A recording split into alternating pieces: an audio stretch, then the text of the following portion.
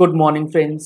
GST platform के YouTube channel में आप सभी का स्वागत है। जी हाँ फ्रेंड्स, जीएसटी रजिस्ट्रेशन से रिलेटेड एक मोस्ट अवेटेड क्लैरिफिकेशन और सर्कुलर जो है वो इशू किया गया है कि अगर आप नया जीएसटी रजिस्ट्रेशन लेते हैं तो आपको जो डॉक्यूमेंट्स अपलोड करने होते हैं वो कौन से हैं और वो कहाँ लिखे गए हैं। यहाँ अगर आप देखेंगे जो इंस्ट्रक्शन इशू किया गया था हाल फिलहाल के अंदर कि आप नया जीएसटी रजिस्ट्रेशन जब आप लेते हैं तो आपको कौन सा डिटेल्स और कौन सी प्रोसीजर जो है वो फॉलो करनी है, उसमें एक बात यहाँ लिखी गई है।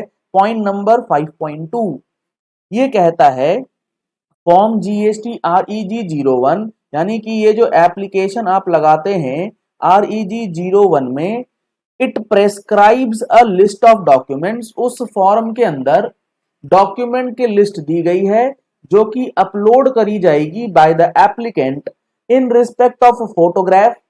फोटोग्राफ में कौन से फोटोग्राफ अपलोड होने हैं, कॉन्स्टिट्यूशन में कौन से पेपर अपलोड होने हैं, प्रिंसिपल प्लेस ऑफ बिजनेस से रिलेटेड कौन से पेपर अपलोड करने हैं, बैंक अकाउंट से रिलेटेड कौन से पेपर अपलोड करने हैं, एटसेट्रा। तो यहाँ पर अब गवर्नमेंट ने कहा है कि ये जो प्रेस्क्राइब लिस्ट है इसमें से कुछ डॉक्यूमेंट्स आपको अपलोड करने हैं, जिसे प्रॉपर ऑफिसर जो है वो केयरफुल्ली स्क्रूटिनाइज करेगा और उस डॉक्यूमेंट्स में ये इंश्योरिटी चेक करेगा कि वो जो डॉक्यूमेंट्स हमने लिख के बताए और आपने अपलोड किया वो लेजिबल है, कंप्लीट है या रेलिवेंट है या नहीं। तो सवाल यही है कि प्रेस्क्राइब लिस्ट ऑफ डॉक्यूमेंट्स जो है वो कौन से हैं। तो इसके लिए आपको जीएसटी का रजिस्ट्रेशन फॉर्म जो नोटिफाइड जीएसटी REG 1 है, इसके अंदर आप देख पा रहे हैं list of documents to be uploaded. ये गवर्नमेंट ने यहाँ पर लिख के बता रखा है कि आपको इन डॉक्यूमेंट्स को अपलोड करना है। तो यहाँ अगर आप देखेंगे तो इसमें पॉइंट नंबर 1 है, अगर आप फोटोग्राफ की बात करें तो एप्लीकेशन में फोटोग्राफ किसका लगेगा। अगर प्रोप्राइटरशिप फर्म है तो प्रोप्राइटर का फोटोग्राफ, पार्टनरशिप फर्म है या LLP है तो मैनेजिंग ऑथोराइज्ड और डेजिग्नेटेड पार्टनर की जो फोटोग्राफ्स हैं वो लगाई जाएंगी।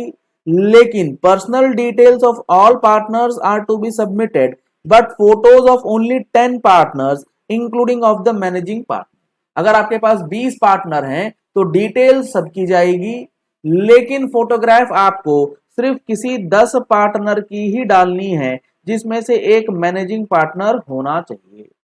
हिंदू अनडिवाइडेड फैमिली अगर बात करें तो उसमें जो फोटोग्राफ जाएगी वो कर्ता की फोटोग्राफ जाएगी। कंपनी की बात करें तो मैनेजिंग डायरेक्टर और द ऑथराइज्ड पर्सन दोनों में से किसी एक बंदे की फोटोग्राफ जाएगी। ट्रस्ट की बात करें तो मैनेजिंग ट्रस्टी की फोटोग्राफ जानी है। Association of persons, body of individuals की अगर बात करें तो इसमें मेंबर्स ऑफ मैनेजिंग कमेटी यानी कि मेंबर्स ऑफ मैनेजिंग कमेटी के जो फोटोग्राफ्स हैं वो जाएंगे। जैसे कि पार्टनरशिप फर्म में नंबर ऑफ पार्टनर्स कई हो सकते हैं, इसी तरीके से AOP और BOI में नंबर ऑफ मेंबर्स कई हो सकते हैं, लेकिन फोटोग्राफ आपको 10 मेंबर्स का ही डालना है, उसमें से एक चेयरमैन का होना चाहिए। अगर लोकल अथॉरिटी का नंबर लिया जा रहा है तो CEO और हिज इक्विवेलेंट ऑफिसर का फोटोग्राफ जाएगा। स्टैट्यूटरी बॉडी है तो चीफ एग्जीक्यूटिव ऑफिसर और हिज इक्विवेलेंट, इस दोनों पर्सन में से किसी एक बंदे का फोटोग्राफ जाएगा। और अदर्स कैटेगरी में अगर आप जाते हैं तो जो भी इंचार्ज है उस पर्सन इन इंचार्ज का फोटो जाएगा जो सारे काम का देख रेख करेगा। तो फोटोग्राफ से रिलेटेड ये डॉक्यूमेंट्स इन्होंने क्लैरिफाई करे। अब दूसरा है constitution of business.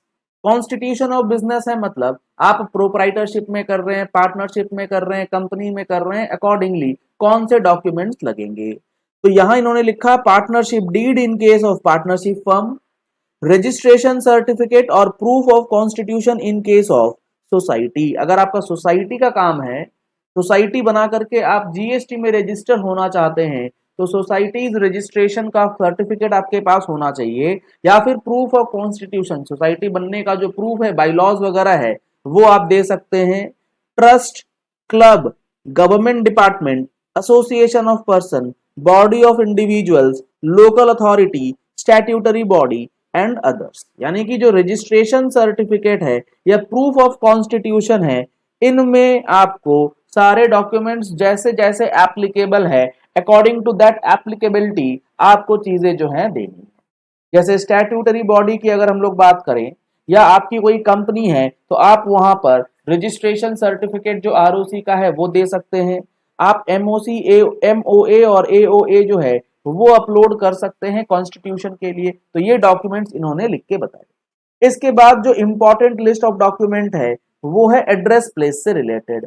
Proof of principal place of business में कौन से डॉक्यूमेंट्स आप डालेंगे। अगर जिस जगह पर आप काम कर रहे हैं, जिस प्रीमाइसेस में आप बिजनेस कर रहे हैं वो आपके खुद का है, तो any document in support of the ownership of the premises, कोई भी डॉक्यूमेंट जिससे ये प्रूफ हो कि हाँ आपका ही है, उसके अंदर मालिकाना हक। जैसे इन्होंने बता रखा example, latest property tax receipt, जो आपके प्रॉपर्टी का टैक्स रिसीट जो नगर निगम में होता है वो आप ले सकते हैं, लेकिन वो लेटेस्ट होना चाहिए। अब लेटेस्ट कितना, 1 महीने, 2 महीने, 4 महीने पहले हो सकता है, कोई दिक्कत नहीं। और म्युनिसिपल खाता कॉपी होनी चाहिए आपके पास अगर ओनरशिप डॉक्यूमेंट है, या फिर आपके नाम पे इलेक्ट्रिसिटी बिल आना चाहिए इस सेड प्रीमाइसेस का। तो यहां पर ओनरशिप डॉक्यूमेंट में आपको ये चीजें जो है वो अपलोड करनी है। अगर वो रेंटेड प्रीमाइसेस है या फिर लीज्ड प्रीमाइस है, आपने किराए पे ले रखा है, तो वैलिड रेंट और lease agreement with any document in support of the ownership of the premises of the lessor, like latest property tax receipt और municipal खाता कॉपी और कॉपी ऑफ इलेक्ट्रिसिटी बिल। यानी कि मान लो ए और बी के अंदर एक रेंट एग्रीमेंट होता है, करार होता है रेंट के अंदर। अब ए लेने जाता है रजिस्ट्रेशन जीएसटी में और इसने दिया रेंट एग्रीमेंट जिसमें ओनर का नाम लिखा है बी और टेनेंट का नाम लिखा है ए।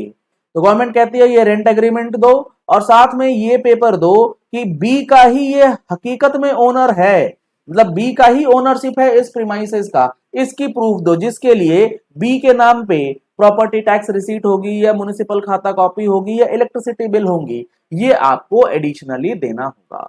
अगर ना तो वो प्रीमाइसेस है, ना वो रेंटेड है, ना वो लीज्ड है, किसी के कंसेंट पे आपने ले रखा है, तो इसने कवर किया है for premises not covered under A और बी। तो यहां पर आपको ले लेना है consent letter with any document in support of the ownership of the premises.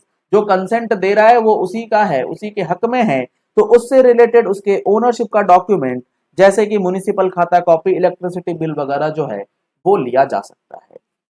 अगर वो शेयर्ड प्रीमाइसेस है, शेयर्ड प्रॉपर्टीज है, तब भी सेम डॉक्यूमेंट्स में भी अपलोडेड, वो सेम डॉक्यूमेंट्स आपको अपलोड करने हैं।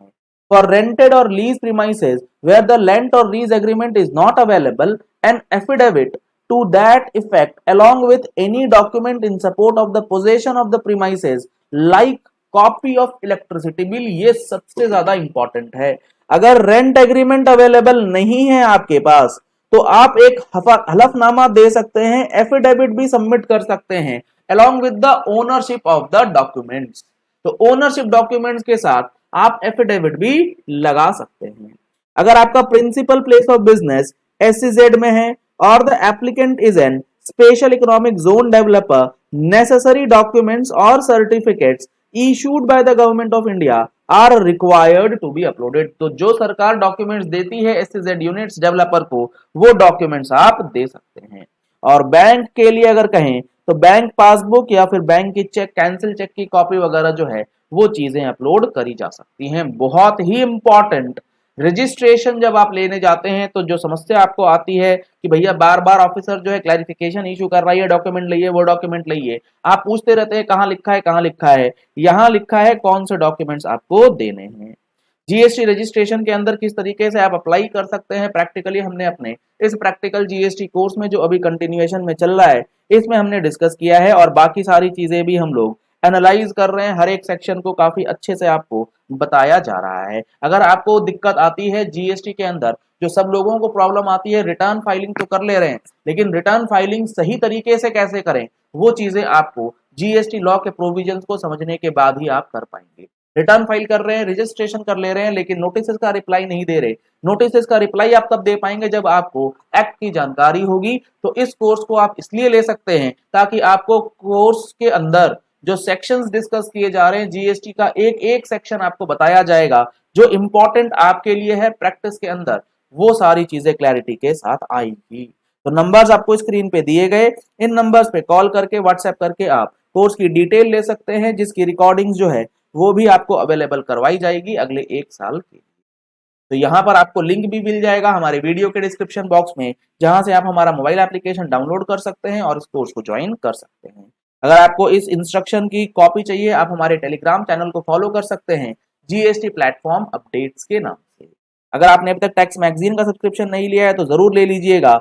ऐसे ही इंपॉर्टेंट अपडेट जो ये इंस्ट्रक्शंस वगैरह आते हैं, इसका एनालिसिस आपको देखने को मिलेगा।